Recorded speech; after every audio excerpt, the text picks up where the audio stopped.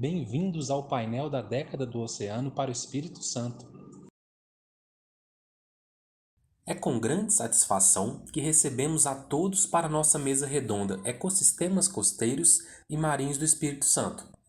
Traremos para vocês palestrantes que irão discutir sobre como podemos contribuir com a conservação dos nossos ecossistemas. Sejam muito bem-vindos. Iniciaremos agora uma viagem de norte a sul pelo litoral do nosso estado, incluindo também nossa plataforma continental e nossas ilhas.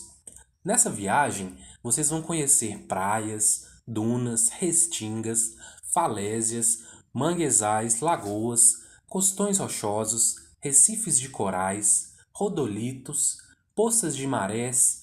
Já perceberam que o litoral capixaba é muito rico e merece a devida atenção? E aí, vamos embarcar nessa viagem? A plataforma continental é a zona marinha entre o ambiente terrestre e o oceano aberto. Ela geralmente segue um declive suave até o talude continental, onde este declive é bem pronunciado. Essa área possui uma alta produção primária, que é exportada ao oceano. Ela tem um grande valor econômico, nela são explorados recursos pesqueiros, minerais e o petróleo. O estado do Espírito Santo é situado numa zona de transição tropical-subtropical, com predomínio de águas oligotróficas tropicais da corrente do Brasil no norte e uma menor influência de ressurgências costeiras sazonais ao sul. A região marítima do estado também se situa numa zona de transição entre ecossistemas de recifes biogênicos ao norte e rochosos ao sul. O Banco dos Abrolhos, situado na plataforma continental brasileira, abriga os maiores e mais ricos recifes de coral dentro do Oceano Atlântico Sul, compreendendo o ecossistema de Recife Único. Uma porção desse banco está localizada na região norte do Espírito Santo, até Regência, no município de Linhares. Nessa região ao sul do banco, é possível encontrar extensos bancos de rodolitos e recifes mesofóticos, bem como a presença de recifes biogênicos no extremo sul do estado. Vale ressaltar que o Banco dos Abrolhos e os ambientes oceânicos adjacentes à cadeia de montanhas Vitória Trindade abrangem a maior biodiversidade associada a recifes no Atlântico Sul. Isso também graças aos morros submarinos presentes na região. É importante ainda pontuar que a cadeia funciona como barreira biogeográfica para organismos temperados e tropicais. A plataforma costeira do Espírito Santo registra a ocorrência de grandes macroalgas similares às observadas no Pacífico e denominadas de kelps. São registros únicos para o Atlântico Sul, com a espécie endêmica Laminaria brasiliensis. Os rodolitos formam uma das comunidades bentônicas mais importantes da plataforma continental do Brasil. São capazes de transformar fundos de sedimentos móleos homogêneos e heterogêneos de substrato duro, fornecendo hábitat para uma série de outras algas e invertebrados.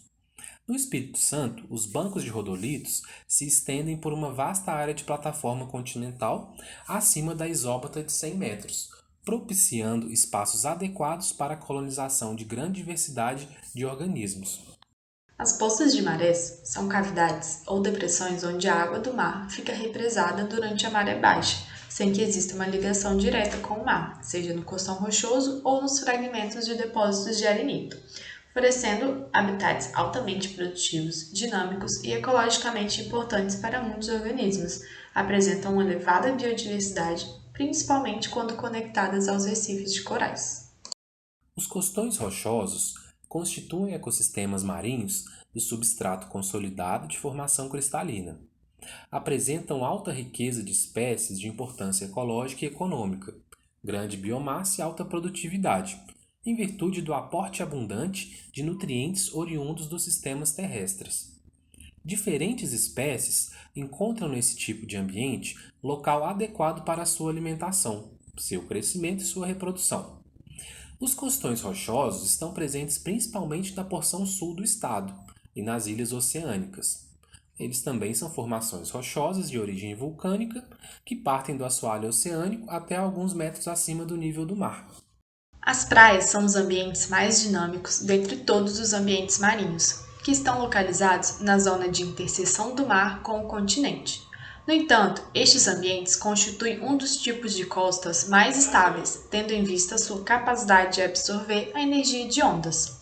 No nosso litoral, são reconhecidas três unidades geomorfológicas distintas: os afloramentos e promontórios cristalinos pré-cambrianos, os tabuleiros terciários da Formação Barreiras e as planícies fluviomarinhas quaternárias. A Formação Barreiras estende-se ao longo de todo o litoral, podendo estar hoje na paisagem na forma de falésias vivas, falésias mortas e terraços de abrasão marinha. Podemos observar falésias vivas, por exemplo, em Riacho Doce, Marataízes e em praias do centro do estado, como Nova Almeida. Os terraços encontram-se distribuídos caoticamente na praia, onde são expostos durante a maré baixa, e na plataforma continental interna. Estes terraços são oriundos da erosão de falésias e podem ser vistos de forma abundante em praias de Aracruz. As planícies fluviomarinhas são formações geológicas mais recentes, originadas pela deposição de sedimentos de origem fluvial e marinha. Podemos observar a grande planície deltaica do Rio Doce, que se estende desde o norte da Barra do Riacho ao norte de Guriri. A interação entre os elementos geológicos e climáticos no litoral do Espírito Santo resulta na grande diversidade de tipologias de praias, com diferentes comportamentos construtivos e erosivos.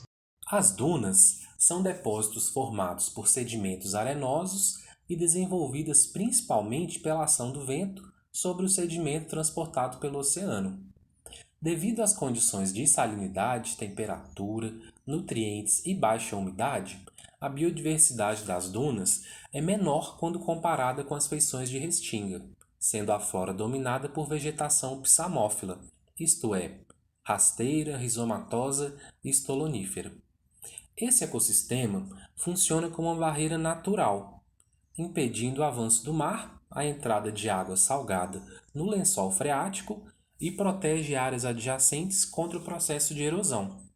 No estado, elas se destacam na famosa praia de Itaúnas, no município de Conceição da Barra.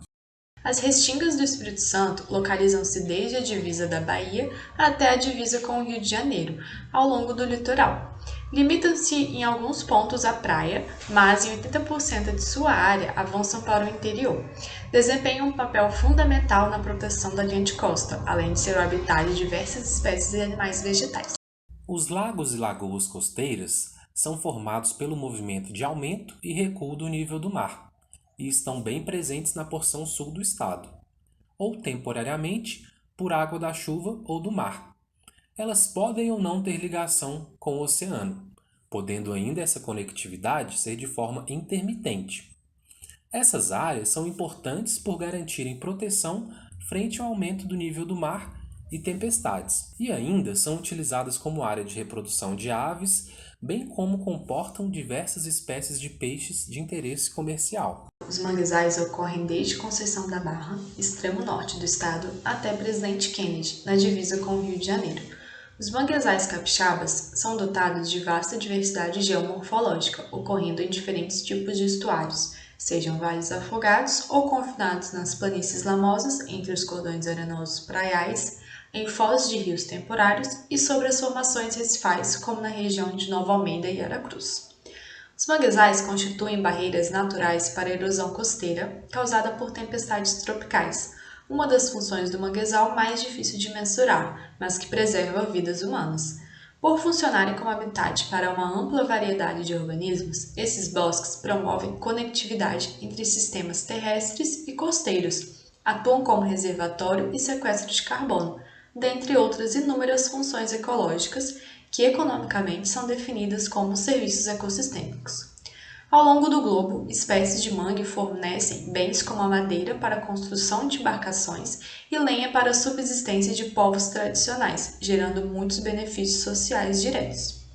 O tanino presente na casca do mangue vermelho é usado para impermeabilizar e dar cor característica a um dos principais símbolos da cultura popular do Espírito Santo, a panela de barro, cuja forma de fabricação artesanal foi tombada pelo Instituto do Patrimônio Histórico e Artístico Nacional como Patrimônio Imaterial do Espírito Santo. Embora essa diversidade de ecossistemas nos garantam todos os serviços ecossistêmicos que foram descritos, de forma gratuita, a sociedade não tem devolvido esse favor. As pressões que são feitas sobre esses ambientes os afetam de maneira negativa e futuramente terão consequências sobre a nossa qualidade de vida, principalmente pensando que mais da metade da população vive nessas áreas. Entre os impactos causados, podemos destacar a supressão e o aterro de áreas por interesse imobiliário, o desmatamento de áreas de restinga e mangue, a implementação inadequada de instalações para a aquicultura, a introdução de espécies exóticas, a sobreexploração da fauna, bem como a poluição por resíduos sólidos urbanos e industriais, como os recentes casos do rompimento da barragem de rejeitos de minério de Mariana ou de derramamento de petróleo. Como podemos perceber, os ecossistemas costeiros apresentam uma grande complexidade biológica e estão entre os ecossistemas de maior produtividade do mundo. Dessa forma, o poder público, aqui destacando as esferas municipais e estaduais, são de extrema importância na gestão dessas áreas, definindo políticas públicas com base científica para que a gestão desses ecossistemas seja eficiente, garantindo a manutenção dos mesmos. Assim, a nossa geração e as que ainda estão por vir poderão desfrutar de todos os serviços e beleza cênica que os nossos ecossistemas têm a oferecer. E aí, o que temos feito para contribuir com a conservação dos nossos ecossistemas marinhos e costeiros?